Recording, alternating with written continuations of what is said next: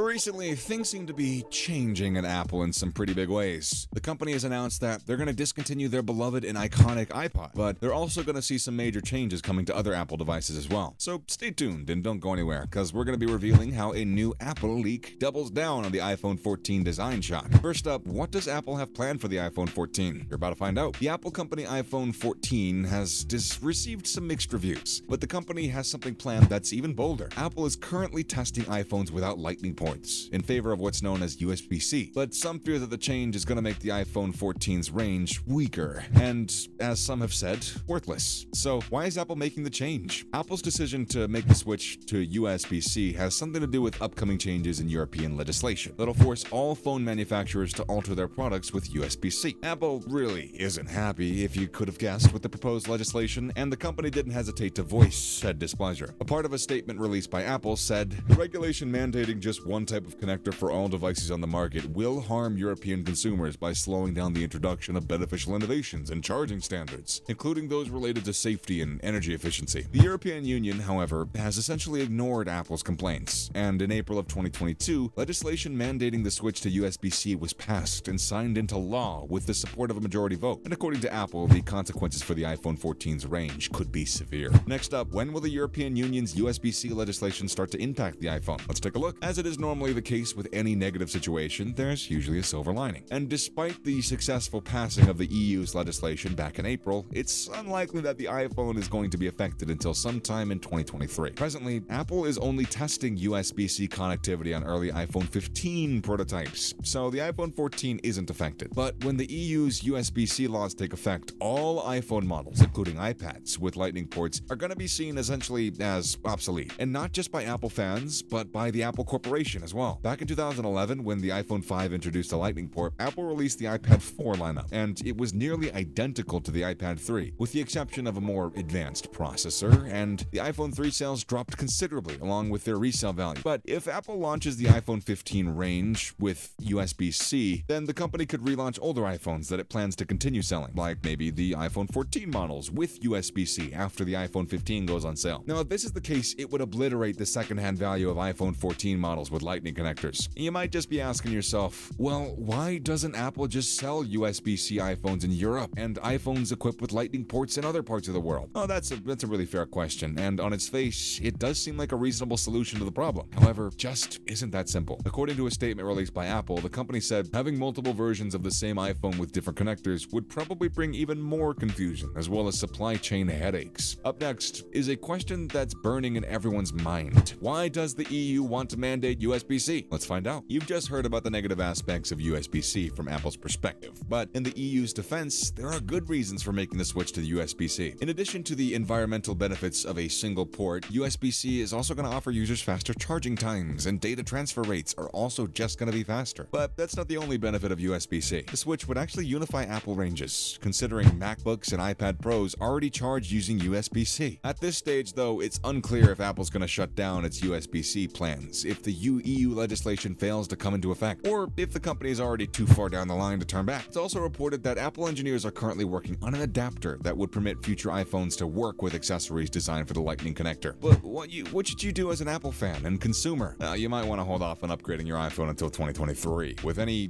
product changes being solidified. Despite proposed changes, let's not forget that there are at least 6 advantages to owning an iPhone over an Android device. Apple surpasses Android devices in consistency and ease of use, plus a variety of accessories and access to the Apple Store and accessibility settings. Microsoft Office 365 support as well is just a huge thing for it, as well as fewer unnecessary features and just fewer security breaches as well. Stay tuned and don't go anywhere, because we're about to be bringing you the latest in Apple product news. Next up, what do we know about the Apple iPhone 14? Well, you're about to find out. As you can see, the Apple iPhone 14 Pro and the iPhone 14 Pro Max really pop out in purple in some of these amazing fan-made concept images. The unofficial iPhone 14 Pro and iPhone 14 Pro Max images look like the real deal, and they've emerged on social media with both devices looking stylish. Most of the details regarding the specs of the iPhone 14 Pro and the iPhone 14 Pro Max have been leaked, and we're going to reveal them to you. The Apple iPhone 14 Pro will have a 6.1-inch display, a titanium alloy frame, a pill and hole notch setup, and rumors are swirling that the Apple iPhone 14 is going to cost about $1,099 US.